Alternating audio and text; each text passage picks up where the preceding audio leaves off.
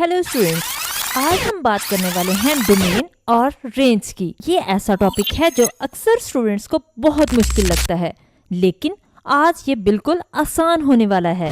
तो चलिए स्टार्ट करते हैं। सबसे पहले बात करते हैं कि डोमेन आखिर है क्या।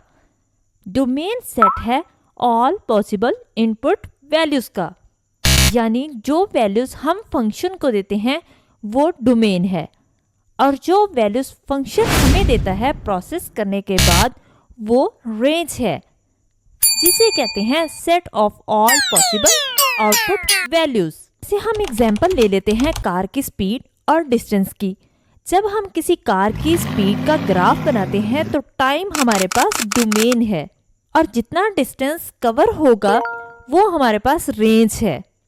इसको मजीद हम समझते हैं क्वेश्चंस के थ्रू। तो चलिए क्वेश्चन स्टार्ट करते हैं। हम फॉर्मल डेफिनेशन ऑफ फंक्शन पढ़ेंगे, डोमेन और रेंज को भी डिस्कस करेंगे। तो देखते हैं इसके लिए डेफिनेशन ऑफ फंक्शन।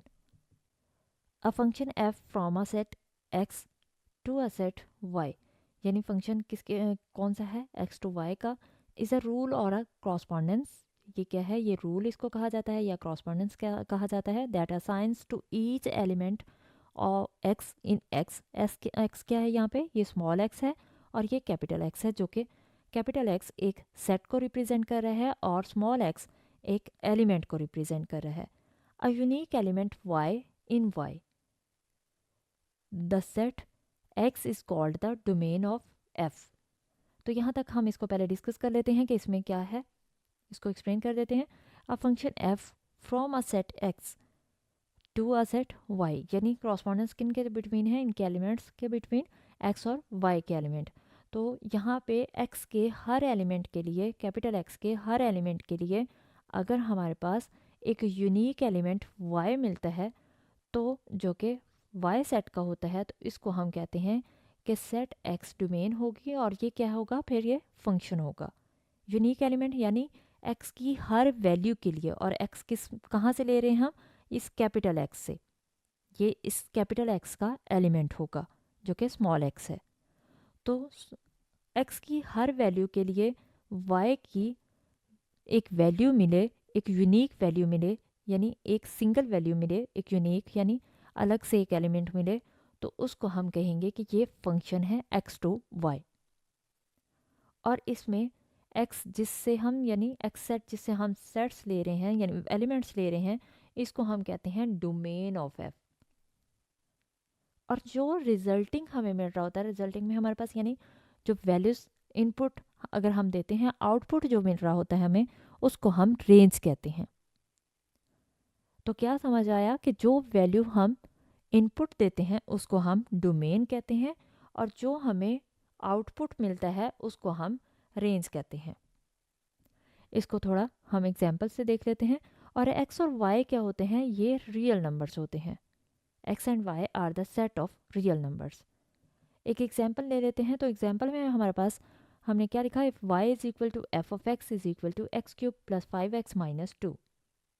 तो यहाँ पे Y is a function of X है, Y is a function of X है। तो एक्स की हमें वैल्यू दी गई है 3 और कहा गया कि रेंज फाइंड करें। तो यहाँ पे देखें कि एक्स की वैल्यू जब हम पुट करेंगे इस फंक्शन में, तो हमें क्या मिलेगी, वाई की वैल्यू मिलेगी, जो कि इसकी रेंज होगी। तो डोमेन यहाँ पे क्या है, हम क्या वैल्यू दे रहे हैं, एक्स की 3 वैल्यू दे रहे हैं, तो एक्स हमारे पास डोमेन है, और डोमेन में हमारे पास एक्स की वैल्यू कौन सी आ रही है, 3 आ रही है। तो इसका मतलब हमारे पास डोमेन 3 है। अब हम पुट करेंगे इस फंक्शन में, जो कि गिवन फंक्शन है, एफ ऑफ 3 आ जाएगा, एक्स की जगह 3 आ गया, जहाँ भी एक्स होगा वहाँ पे 3 लिख देंगे हम। तो यहाँ x था, इसका 3 का क्यूब हो जाएगा, यहाँ 5 इंटू 3 आ जाएगा, और माइनस 2 उसी तरह से 3 का क्यूब 27 हो जाएगा, 5 3 ज़ा 15 हो जाएगा, और माइनस 2 उसी तरह से। इसको हम सॉल्व करेंगे तो हमारे पास कितना आ गया, 40।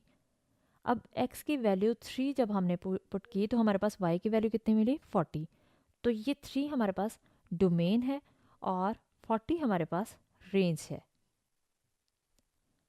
तो जो वैल्यू हम फंक्शन को देते हैं वो हमारे पास डोमेन होती है, और जो वैल्यू फंक्शन में जाने के बाद, उसको सॉल्व करने के बाद हमें मिलती है, आउटपुट यानी मिलता है, उसको हम रेंज कहते हैं।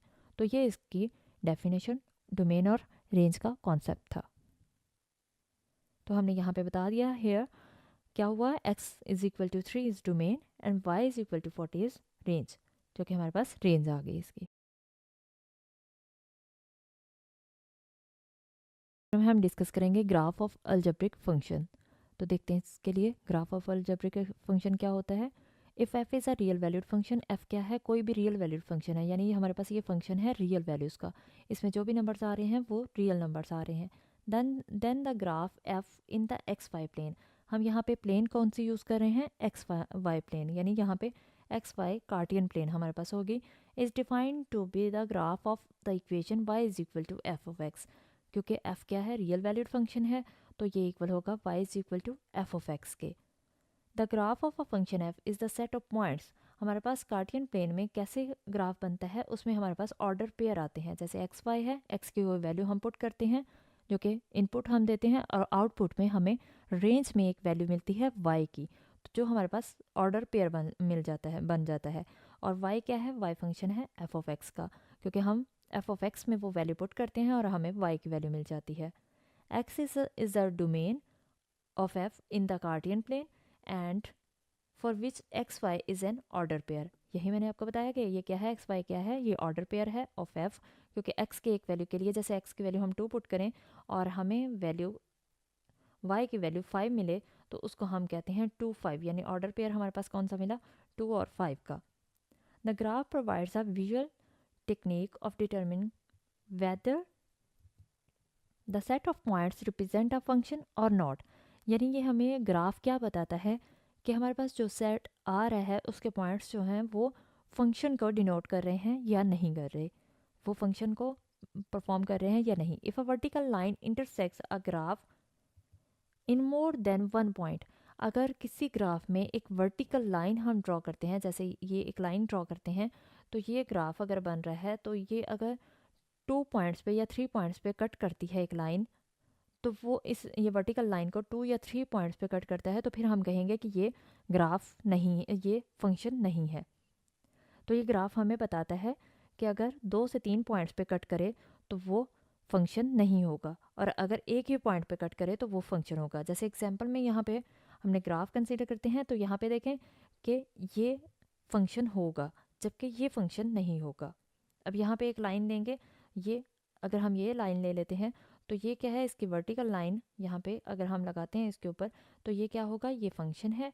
जबकि इसको देखें तो यहाँ पे हमारे पास ये लाइन आ रही है, इसको अगर हमने डॉटेड लाइन से इस तरह से लगाया, तो हमारे पास ये डॉटेड लाइन में हमने वर्टिकल लाइन लगाई, तो ये देखें कि ये कितने पॉइंट्स पे कट कर रही है, एक ये पॉइंट है, एक ये पॉइंट है, और यहाँ पे एक ये पॉइंट है, ये 3 पॉइंट्स पे वर्टिकल लाइन कट हो रही है, तो इसका मतलब ये कि फंक्शन नहीं होगा। इसी तरह से यहाँ पे देखें कि ये इस यहाँ पे कट हो रही है और यहाँ पे भी कट हो रही है, तो इसका मतलब ये 2 पॉइंट्स पे कट हो रही है, तो ये भी फंक्शन नहीं होगा। जबकि ये अगर लाइन, इस लाइन को चेक करें, तो ये लाइन हमारे पास सिर्फ एक ही पॉइंट पे यहाँ पे कट हो रही है, इसलिए ये फंक्शन होगा। तो ये हमारे पास इसका ग्राफ ऑफ अलजेब्रिक फंक्शन था।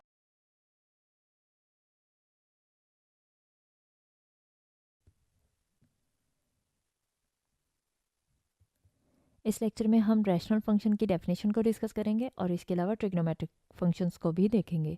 तो रैशनल फंक्शन की डेफिनेशन क्या है, a function R of X से हम इसे डिनोट कर रहे हैं, of the form P of X over Q of X where both P of X and Q of X, यानी दोनों फंक्शंस यहाँ पे जो दोनों पॉलिनोमियल्स आ रही हैं, पी ऑफ एक्स और क्यू ऑफ एक्स, ये पॉलिनोमियल्स फंक्शंस हैं, यानी ये पॉलिनोमियल फंक्शंस हैं, and Q of X not equal to zero, तो क्यू ऑफ एक्स को ज़ीरो नहीं होना चाहिए, यानी इस पॉलिनोमियल को क्यू ऑफ एक्स को ज़ीरो नहीं होना चाहिए, क्योंकि डिनोमिनेटर में अगर ज़ीरो आ जाता है तो फंक्शन अनडिफाइंड हो जाता है, इसलिए क्यू ऑफ एक्स ज़ीरो नहीं हो सकता, is called a rational function.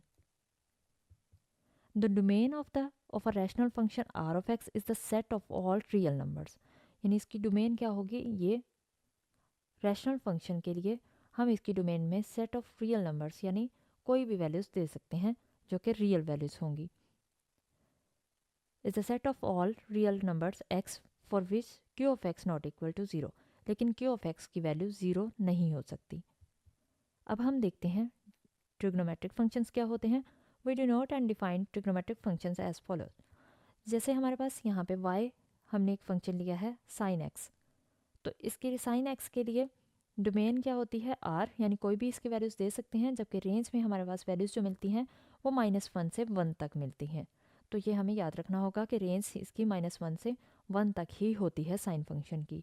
Cos function की बात करें तो कॉस फंक्शन में हम डोमेन पूरा रियल लाइन दे सकते हैं आर, और इसकी डोमेन भी -1 से 1 हो, रेंज इसकी -1 से 1 होती है। टेन फंक्शन की बात करें तो टेन फंक्शन में हम मल्टीपल जो हमारे पास π/2 के यानी 90 के ऑड नंबर्स जो कि मल्टीपल होते हैं 90 डिग्री के, वो x की वैल्यूज़ में हम दे सकते हैं। यानी n क्या है, n इंटीजर है, और रेंज में हमारे पास पूरी रियल लाइन आ जाती है। तो ये हमारे पास इसकी डोमेन और रेंज है।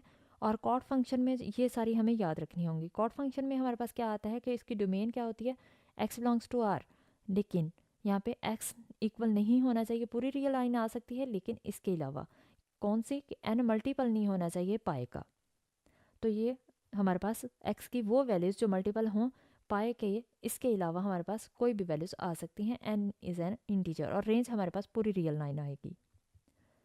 सेकेंड फंक्शन में हमारे पास डोमेन क्या होती है कि सेट ऑफ रियल नंबर होता है, x such that x belongs to set of real numbers. तो x कहाँ से ले रहे हैं, हम रियल लाइन से ले रहे हैं, यानी रियल नंबर्स हैं हमारे पास, लेकिन x इक्वल नहीं होना चाहिए 90 का मल्टीपल, और नंबर्स 90 के जो मल्टीपल हों।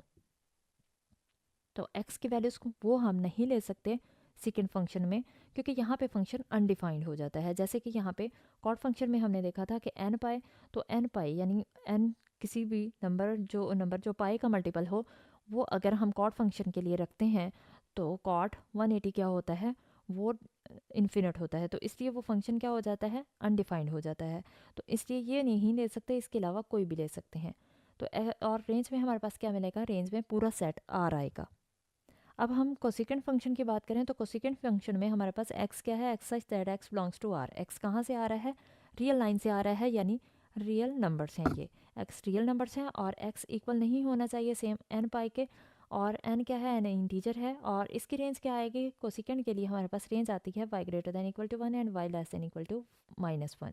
तो ये हमारे पास ट्रिग्नोमेट्रिक फंक्शन थे जिनकी डोमेन और रेंज आपको याद रखनी है।